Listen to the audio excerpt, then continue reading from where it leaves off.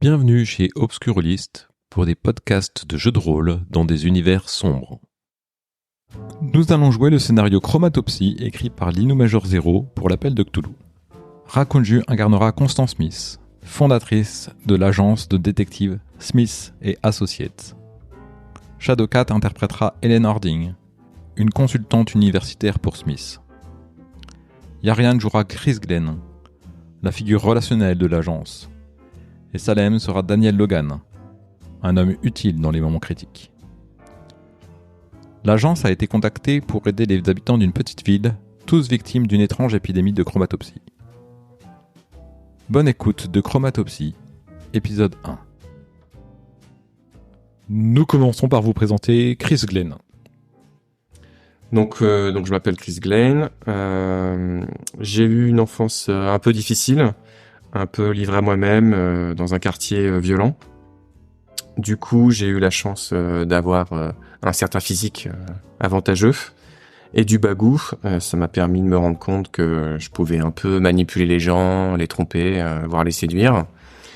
Et donc j'ai utilisé cette capacité, cet avantage sur les gens pour monter un peu socialement et soutirer quelques renseignements, quelques monnaies, quelques conseils pour justement monter en fait l'échelle sociale et progresser et décrocher un travail.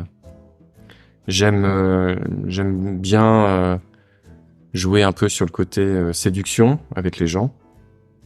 C'est d'ailleurs comme ça que j'ai rencontré Smith. On est un peu amis et même plus à un moment. Avec elle, on a échafaudé quelques plans pas très nets pour soutirer de l'argent, escroquer de l'argent à des notables, tout simplement, pour récupérer de l'argent puisque l'entreprise, il y a des jours sans, il y a des jours avec. Smith a monté une combine de photos compromettantes. Voilà, le classique. Le petit coup classique, quelques petites photos pendant que je m'exécute et ensuite quelques blackmail à ces personnes-là pour leur soutirer de l'argent. C'est ça. Bon voilà, et le seul problème c'est que il y a une de vos victimes de chantage, Samuel Lawson. Tout à fait, un héritier de Boston, une grande famille. Ça s'est pas très bien passé. Il a sûrement eu peur, je pense, et malheureusement, il s'est suicidé. Donc on n'est pas encore remonté à nous, mais j'ai un peu peur depuis, et j'ai préféré lever le pied sur ce genre de combine avec Smith. Mais je suis inquiet parce que ce sont des notables, donc ils ont des moyens, du pouvoir. Et s'ils remontent à moi, et si on commence un peu à dépatouiller tout ce que j'ai pu faire dans le passé, je risque d'avoir de graves ennuis. C'est ça. Merci beaucoup. Nous vous présentons maintenant Daniel Logan. Moi c'est Daniel Logan. Je suis le dernier arrivé de l'agence. Je suis un expert, on pourrait dire un expert en intimidation, en tout ce qui est un petit peu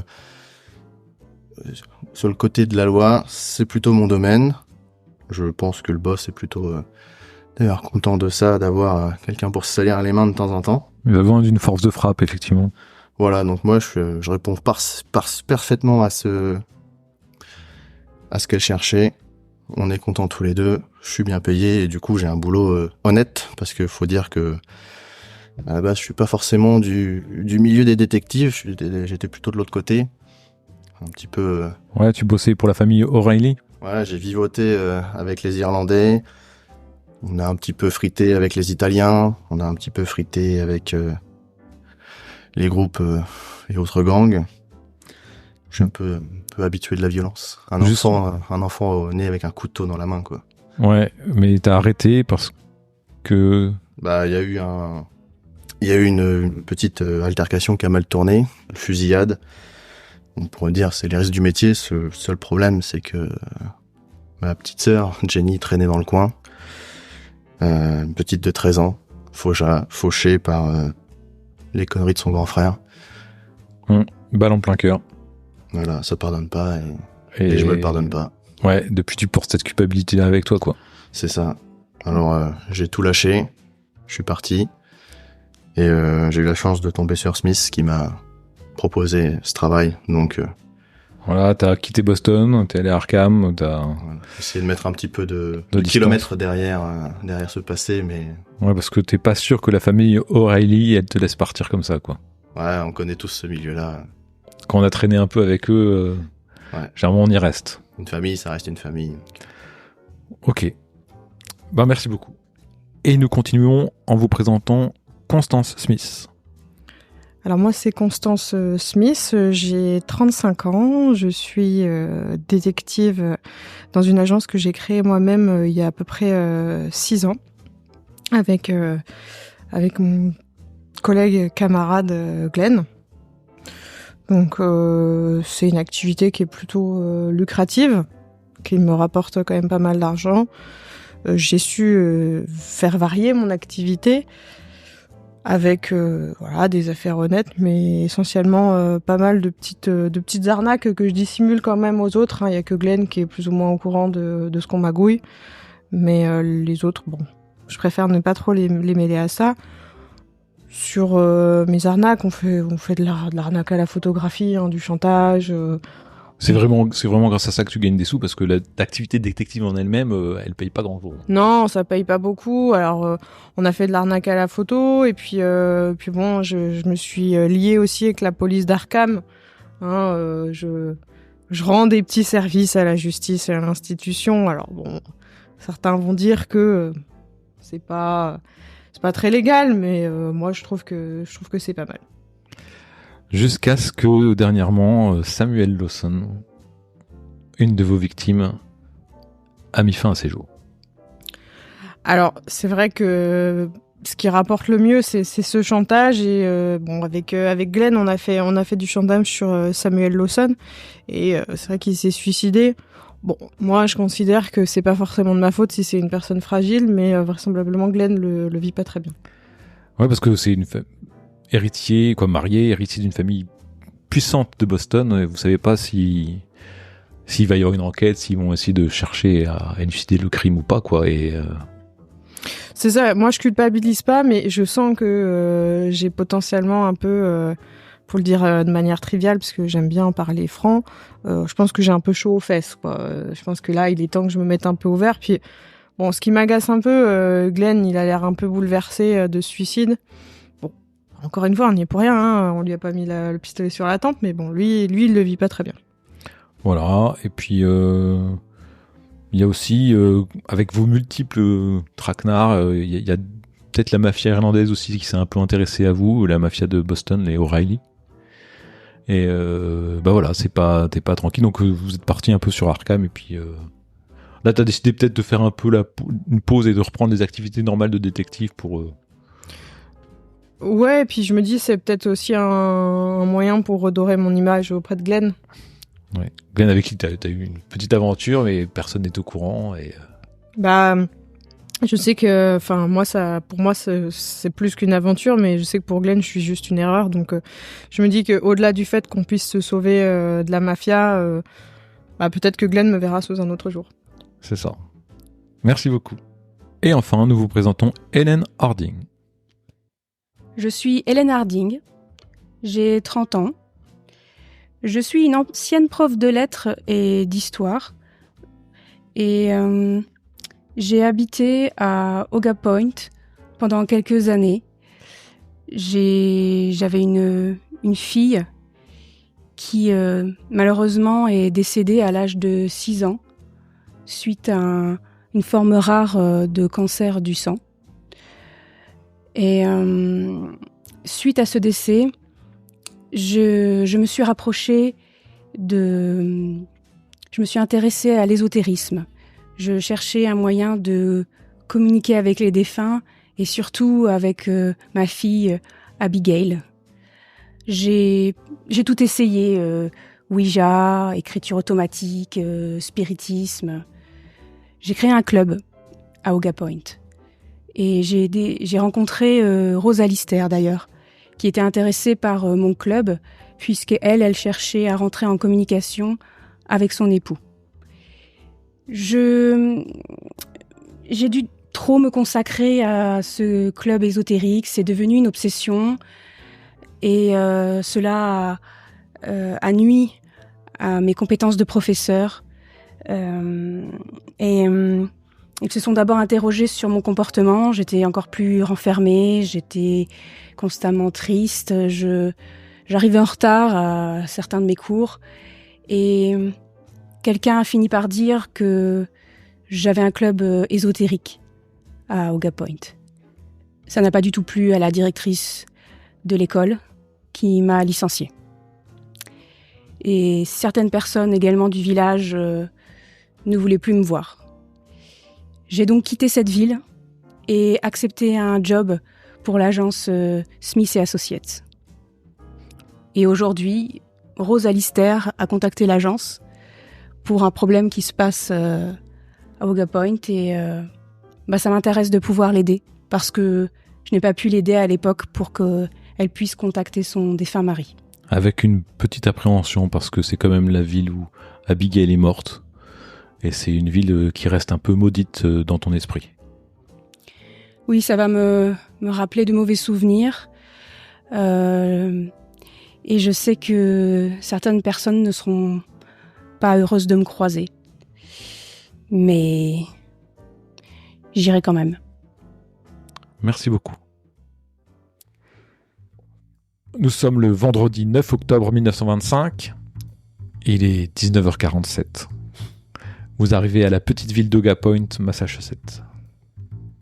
Après 3h30 de route, vous venez d'arriver en voiture dans le centre-ville de cette petite bourgade du bord de mer, battue par les vents, où le froid d'octobre mord déjà bien les doigts.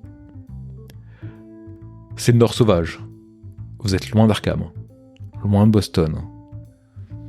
Il y a plein de petites villes comme ça qui sont sur la côte, et elles marchent essentiellement avec la pêche, avec des conserveries de poissons.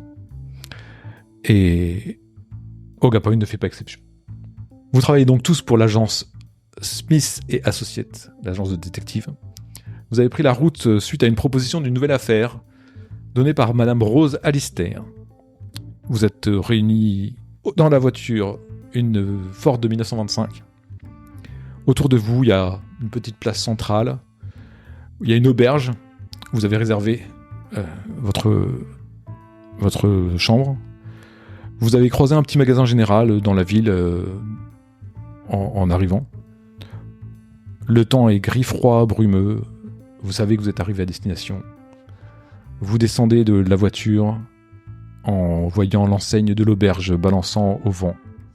Elle s'appelle l'Ancien Voyage vers Salem. Parce que moi, je sors de la Ford T, j'ajuste mon chapeau sur ma tête et je remonte un peu mon col et j'allume une cigarette. D'accord. Moi, je descends du véhicule, donc je fais un peu un tour sur moi-même pour apprécier les alentours, et puis je me dirige vers l'auberge puisque je sais que Logan est là pour porter les valises, donc c'est pas un souci, je vais directement à l'auberge. Ok, très bien. Donc c'est sur une petite place centrale, il y a une auberge, 3-4 maisons, voilà, c'est les auberges de pierre, les maisons de pierre, ça sent l'humidité un peu, la campagne, quoi. Non, mais les mains dans les poches, tranquillement, je suis bien habillé, je vais à l'auberge, voir qui est-ce qui veut nous accueillir. Très bien. Je sors de la voiture aussi, je prends le temps d'allumer un petit cigare, même un gros cigare, et je prends les valises, et je fais exprès de prendre la valise de Glenn, avec la main qui porte le cigare pour que ça sente bien. Je sais qu'il aime bien être parfumé. Alors je prends un malin plaisir à laisser mon cigare traîner à côté de ses valises. Et j'emmène toutes les valises. D'accord. Smith ? Alors moi, je suis agacée de les voir allumer leurs cigarettes, leurs cigares. Je leur dis qu'on n'a pas de temps à perdre, que j'ai réservé 3 nuits, uniquement 3 nuits dans cette auberge, et qu'on a intérêt à régler l'affaire rapidement, parce que l'agence n'a pas les moyens de faire plus que 3 nuits. Donc tout le temps qui est perdu m'agace. Je suis un peu, j'aime pas la voiture, ils m'ont agacée, j'aime pas ces tensions. Je suis un peu stressée aussi pour des raisons autres. Donc agacée, je leur dis bon allez, on éteint tout ça, on va à l'auberge là. Hein. Tu voulais intervenir ? Non, moi je voulais juste dire que je je marchais très doucement et que je tirais sur ma cigarette. En fait, je l'éteins pas. J'exécute pas tout de suite. En fait, je dis j'ai le temps de fumer jusqu'à ce que j'arrive à l'auberge là. Ok. Il faut vraiment que je me détende. D'accord, J'en très ai bien. besoin. Vous êtes devant cette auberge, un vieux bâtiment, charme désuet. Il est presque aussi ancien que la Nouvelle-Angleterre, le bâtiment. Vous rentrez à l'intérieur, bon, c'est chaleureux. Il y a un gros feu de cheminée qui brûle dans le salon. Il y a un escalier qui mène aux petites chambres qui sont à l'étage. Et il y a un homme, bonhomme un peu sympathique, qui arrive vers vous.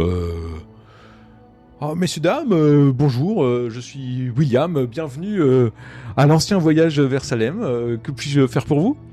Oui, bonjour monsieur, c'est Madame Smith. Je vous avais contacté par voie postale pour réserver auprès de votre auberge pour 4 personnes. Ah oui, très bien, je me souviens, je vous attendais effectivement. Bah écoutez, nous avons réservé les chambres, 2 chambres comme vous m'avez demandé. Ah, j'avais demandé 4. Ah bah je vais voir ce que je peux faire pour l'instant. J'avais cru comprendre 2, non c'est... Ah Bon, non, c'était 4. je vais aller voir, ne vous en faites pas. Et puis il va derrière son comptoir, il regarde. Oui, effectivement, nous avons encore 2 autres chambres de lit, donc nous pouvons vous donner 4 chambres, donc une chambre individuelle par personne, c'est cela ? Oui, c'est bien. D'accord, alors il te rappelle le tarif d'une chambre pour la nuit. Et écoutez, je vois que vous portez des affaires, c'est ça ? Donc je vais vous donner les clés. Il se retourne, il vous donne les clés des 4 chambres qui sont attenantes. Et voilà, vous pouvez prendre un dîner qui servit à 20h, quoi, dès 19h30, mais vous pouvez le prendre après, une fois que vous êtes installé.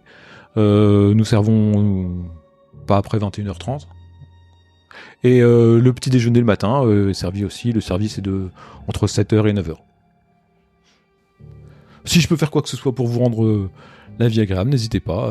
Ah oui, j'oubliais de vous dire, nous avons un téléphone effectivement, mais comme je vous avais expliqué, il ne fonctionne plus. Donc faut qu'on fasse réparer, voilà. Et si ça ne vous gêne pas, vous avez des lampes à huile dans vos chambres pour vous éclairer. J'espère que cela conviendra. Et où est le téléphone le plus proche accessible ? À Arkham ? Il n'y en a pas ailleurs Je crois pas qu'ils en aient à Baker Point. Non. Même des messages en morse. Ah, nous n'avons pas le télégraphe. Non. Vous savez, toutes ces nouvelles technologies, moi, je m'en méfie, quoi. Je suis assez fidèle à nos anciennes traditions.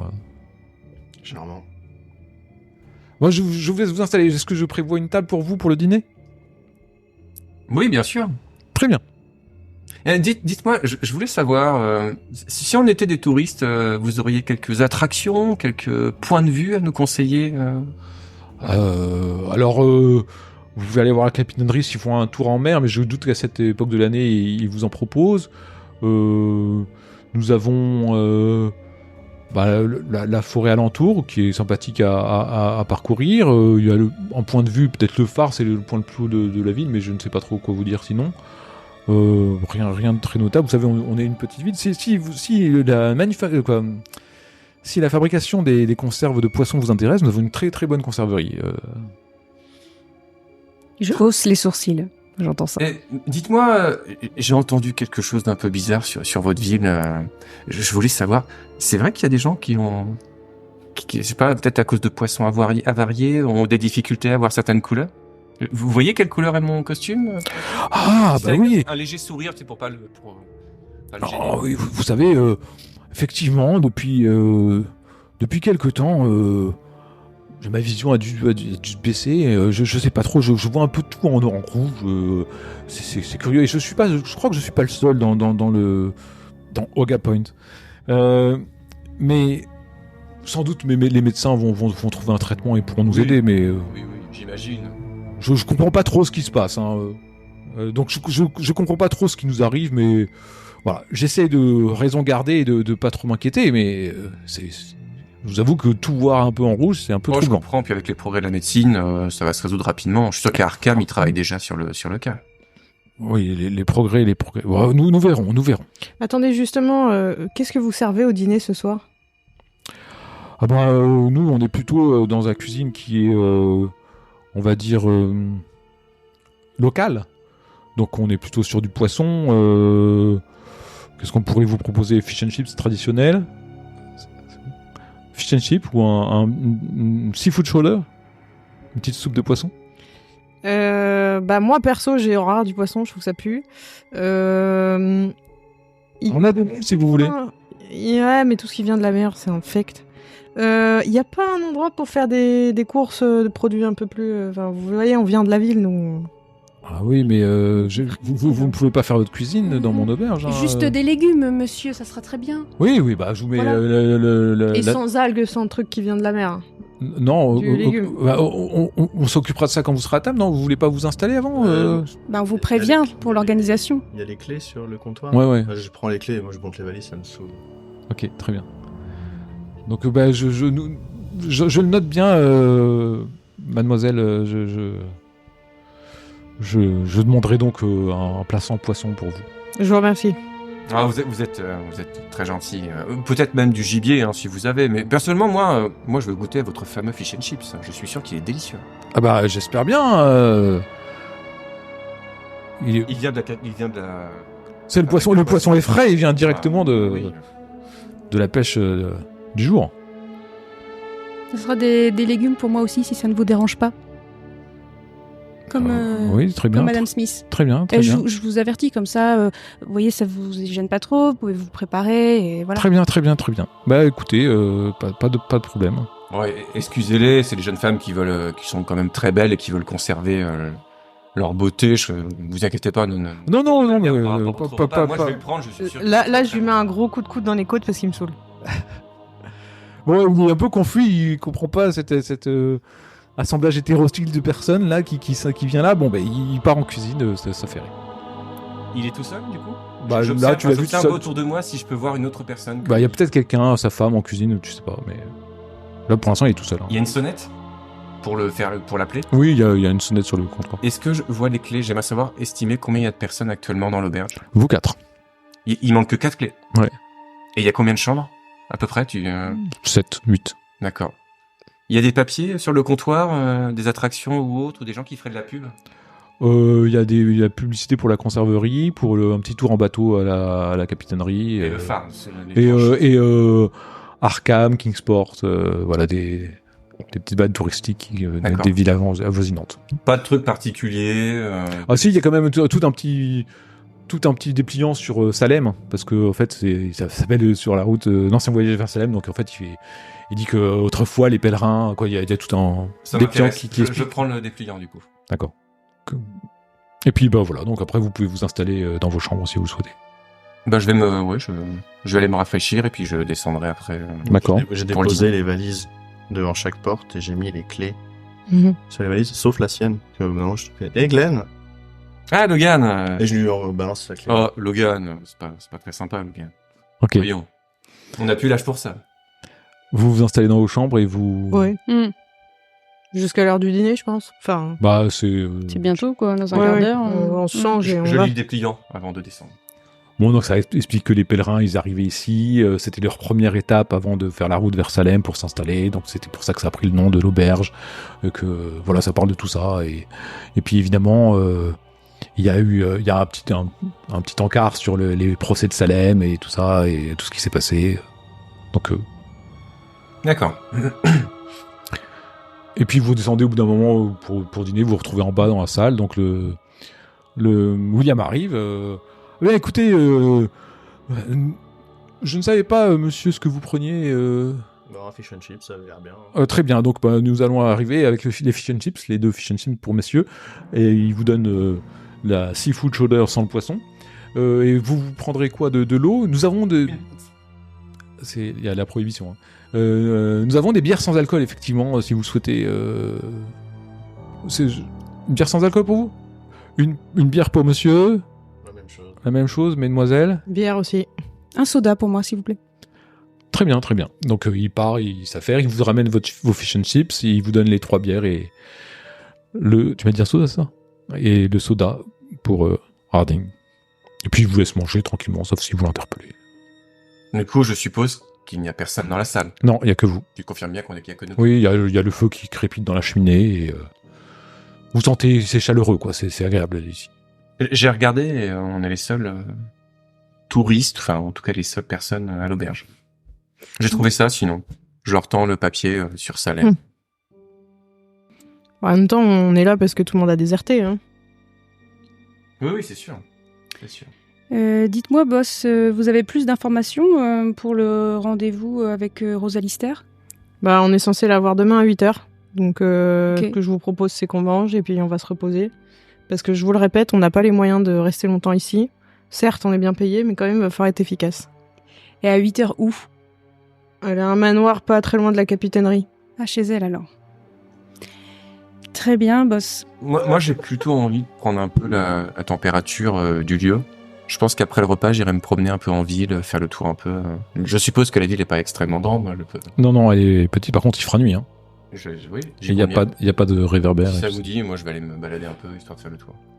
Moi, je pense que je vais me reposer pour être à l'heure et complètement opérationnel pour demain à 8h. Ok. Moi, je traînerai avec un café ou à l'hôtel, mais je vais pas dehors. Bon, et d'ailleurs, les gars, là, moi je comprends pas. On vient pour une enquête parce que les gens souffrent d'une étrange pathologie vaguement en lien avec l'alimentation. Et vous prenez du poisson, vous. On se fond dans la masse, boss. On est sympa, on est jovial, on pourra peut-être... Voilà, c'est... Ouais, enfin, si demain le rouge c'est du bleu et le vert c'est du jaune, tu fais comment ? Après, c'est comme tu veux, hein. Moi je m'en fous, c'est tes yeux. Hein. On fait le rapprochement. Ouais, mais tu sais bien que t'es pas dans cette agence parce que t'es malin, toi. Bah, vous finissez de dîner et puis Smith et Harding remontent dans leur chambre, c'est ça ? Oui. Oui, moi je remonte dans ma chambre, je vais pas faire un tour. Logan, toi, tu restes un peu dans la salle de... Moi, j'attends, je vais lui demander un café, et dès qu'il n'y a plus personne, je vais verser une larme de ce que j'ai dans ma flasque. D'accord. Dans le café, tu restes à côté de la cheminée, Ouais. tranquillement. Très bien. Et Glenn, toi, tu... Moi, je veux discuter avec William. Ok, bah, il y a William qui arrive, qui amène le café à Logan. Est-ce que tu en veux un aussi ? Ouais, je veux bien, ouais. Donc, il vous amène un café. Le fish and chips, c'était excellent, William. Ah, bah, vous voyez ? Merci. Poisson du jour, c'est Ah non, toujours très mais bon. Il était frais, il était bon, c'était très très bien.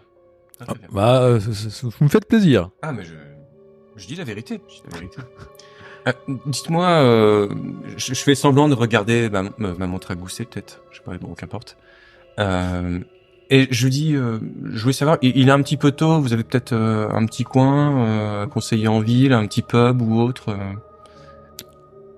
Bah, on est un peu le seul troqué du coin. Hein. Il y a pas d'autres pubs et pour une sortie romantique. D'accord.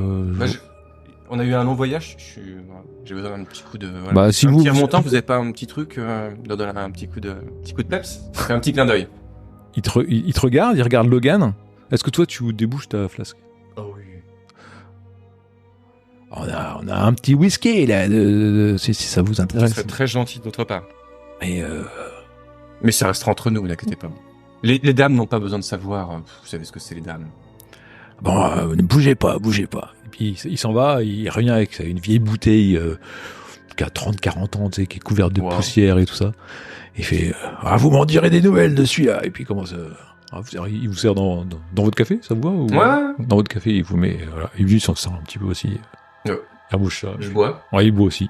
C'est du vrai, enfin, ça a l'air d'être... Ah ouais, c'est un whisky c'est pas de la irlandais. de patate, ou un truc, Non, c'est un bon whisky irlandais.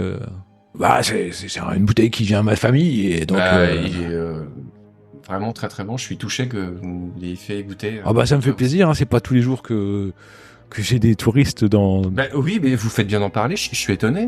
Dans une charmante ville comme la vôtre, il y a que nous. Des gens de passage, des fois, mais à cause de ce qui nous arrive sur la tête, là, il n'y a plus beaucoup de gens de passage, donc... C'est regrettable. Bah, c'est la vie. Mais bon, c'est comme la mer, hein, ça tourne, hein, donc au bout d'un moment, ça va, ça vient. Oui, puis c'est ce qu'on disait. Ils vont peut-être, je sais pas, trouver quelque chose Voilà. dans l'air ou Voilà. peut-être dans la mer. Peut-être qu'il y a un poisson qui est pas bon ou certains mollusques. Ah, les Et- poissons sont bons, hein, ça fait des années Ah, qu'on en peut-être mange. certains mollusques, ça peut arriver. Vous savez, il y a des algues des fois qui se développent dans certains pays à cause de la chaleur. Des trucs. Ouais, j'en doute, mais bon. C'est pour ça que les femmes, elles ont pas voulu. Vous êtes peut-être votre petite idée sur ce que c'est, je suis sûr. Non. Vraiment, aucune idée. Aucune idée, vraiment?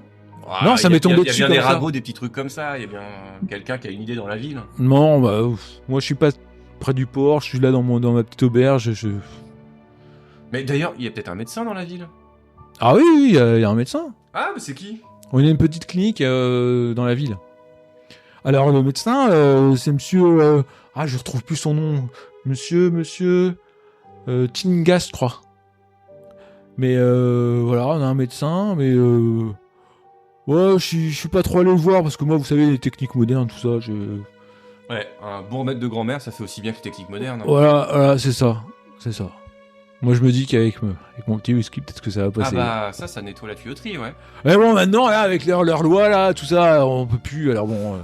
Mais ça va tourner, ça aussi. Moi, mais oui, mais c'est obligé, c'est n'importe quoi, ça va se finir bientôt. Ouais. Bon, c'est pas tout, mais j'ai de la vaisselle à faire et tout ça, donc... Puis se laver, puis... bon courage à vous et à votre dame, alors. Ouais, merci. Et puis, D'accord. Est-ce que tu entreprends de... Oui, je me tourne. Logan, tu restes là ou... Je comptais pas sortir en ville. Mais Ok. tu te sens il fait nuit, là. Ouais. Tu te sens de sortir tout seul, là? Je le regarde. Je lève les yeux. Oui, je me sens de sortir tout seul, oui. Je m'en vais, je vais me coucher. Ok. Donc je pose mon café et je vais faire le tour de la ville de nuit, comme j'ai dit. T'as une torche, t'as de quoi t'éclairer? Oui. Ok. Je mets mon couteau dans une des poches, ma lampe torche à la main, de l'autre main, et puis je vais faire un petit tour. Pas forcément, j'éclaire très peu, tu vois, c'est histoire de retrouver Je me promène dans la ville au hasard, histoire de peut-être discuter avec des gens qui sont dehors. Ah non, il y a personne dehors, tu ne croises personne. Les gens ils sont chez eux en fait, c'est à cette époque-là de l'année. Il y a le port, il y a la grosse, la capitainerie, il y a des bateaux de pêcheurs à marée, il y a un gros bâtiment de conserverie, sans doute là où ils font leur conserve. Il y a un phare qui domine et qui est clair, qui est fonctionnel. Et puis sinon...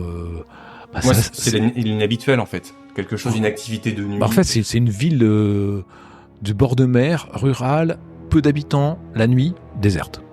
Ok. Je fais un petit tour, au pire ça m'a fait digérer. Ouais, voilà. Après, il fait froid quand même et tu sens l'humidité pesante dans toute l'atmosphère avec les embruns marins et ouais, il y a pas de truc, il y a rien d'éclairé, voilà.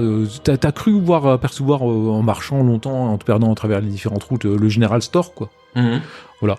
Après, t'es pas allé plus loin, plus profond dans certains quartiers de la ville, parce que bon, c'est souvent des maisons isolées, lointaines et tout, donc faire un aller-retour pour aller rien voir. Et pour peu qu'ils aient un chien ou des trucs comme ça. Voilà, t'es pas à l'abri et puis tu rentres. Après avoir fait mon petit tour, je retourne me coucher. Ok. Harding, qu'est-ce que t'as fait toi dans ta chambre? Eh bien, après m'être changée, je décide de lire l'un des 3 livres que j'ai apportés avec moi. Ok, tu ouvres ce livre dont les pages sont déjà bien usées, parce que les pliures aussi, c'est un livre que tu as eu l'habitude de lire il y a quelques années et que tu as repris là dernièrement et que tu feuillettes. Plein de souvenirs dans la tête, plein de choses. Voilà, tu relis ça un peu posément. Et jusqu'à ce que mes paupières soient lourdes et je m'endorme. D'accord, très bien. Smith. Moi, je fais le tour de ma chambre pour être sûr qu'il y ait personne qui puisse entrer. Je barricade tout. Je fais en sorte que si quelqu'un tente d'ouvrir soit ma fenêtre, soit ma porte, ça fasse un gros bruit. Ok. Effectivement, au moment où tu barricades tout, donc c'est une petite chambre feutrée, hein, c'est pas très grand. Oui, mais la petite chaise qui est mise à ma disposition. Il y a un petit lavabo et tout ça, tu vas à la fenêtre et tu essaies de voir comme tu pourrais occulter le jour, et t'as l'impression de voir une voiture en contrebas qui est pas la tienne, quoi. T'as l'impression que c'est pas la tienne, et t'as l'impression qu'il y a un homme en fait qui est appuyé contre la voiture, qui fume une cigarette et qui regarde vers la fenêtre. Je regarde.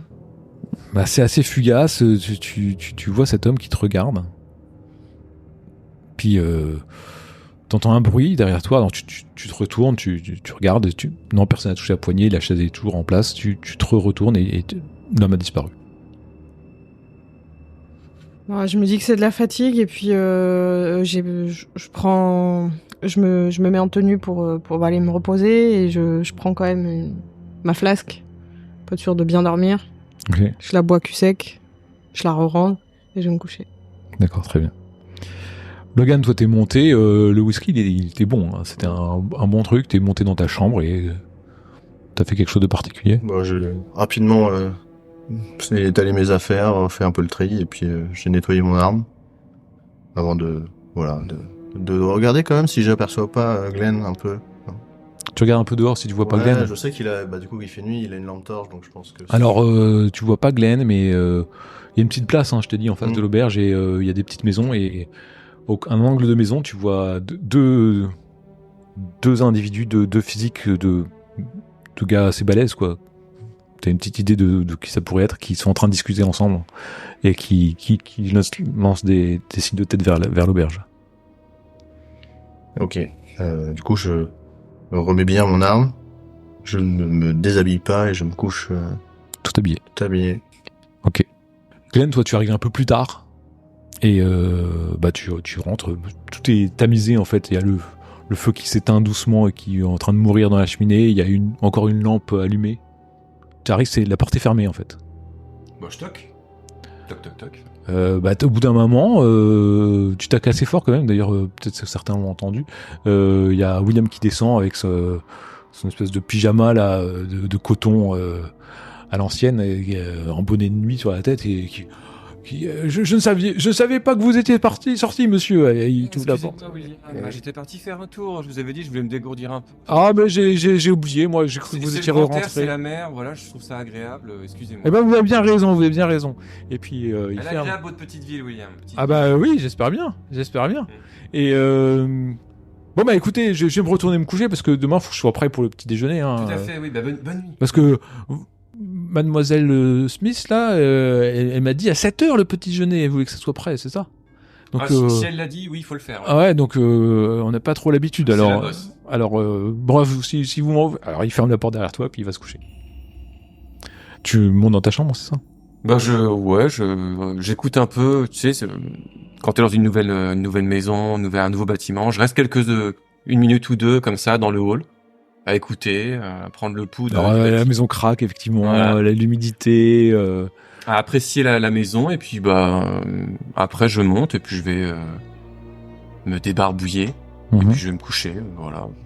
Tu tires les rideaux, C'est ça. Ok. Donc tu tires les rideaux, tu jettes un dernier œil sur ce que t'as parcouru en fait, la ville, et d'un seul coup, c'est comme un flash rouge qui se met devant tes yeux. T'as une forte migraine comme ça et juste l'espace d'un instant comme ça, t'as eu l'impression de voir des choses flotter au-dessus des maisons, des espèces d'ombres fantomatiques comme ça flotter au-dessus des maisons, le tout dans un fond rouge quoi, comme si le ciel était rouge. Et ça y est, tu revois normalement, il n'y a plus rien, t'as juste mal à la tête. Tu vois, il n'y a plus de couleur rouge comme ça. D'accord. Je regarde l'heure qu'il est à ma montre. On est à 23h là. Hein. D'accord. Je prends un petit calepin et je note à quelle heure ça m'est arrivé, ce que j'ai vu. D'accord. Donc précisément 23h07. Pour tenir quelques notes de l'événement qui vient de m'arriver. Ok, très bien. Et puis je me dis que j'en parlerai demain. D'accord. Alors que tu essayes de t'endormir, Harding, et après avoir lu ton livre, tu entends Abigail qui t'appelle.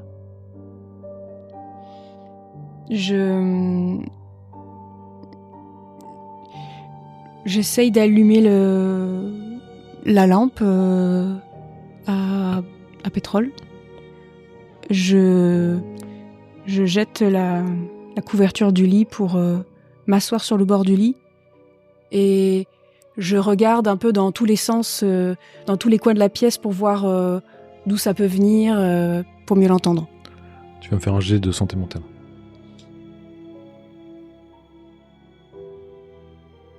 4.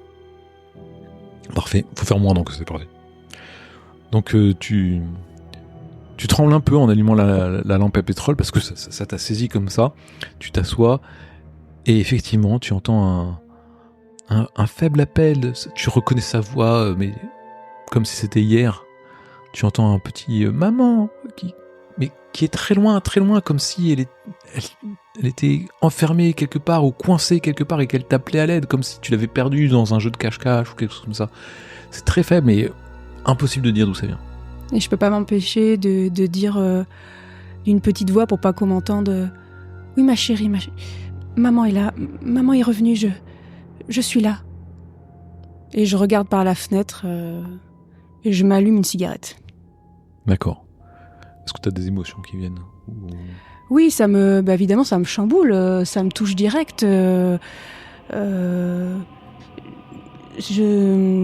Tout revient en fait, cette obsession que j'avais lorsque j'avais mon club ésotérique de pouvoir communiquer avec elle.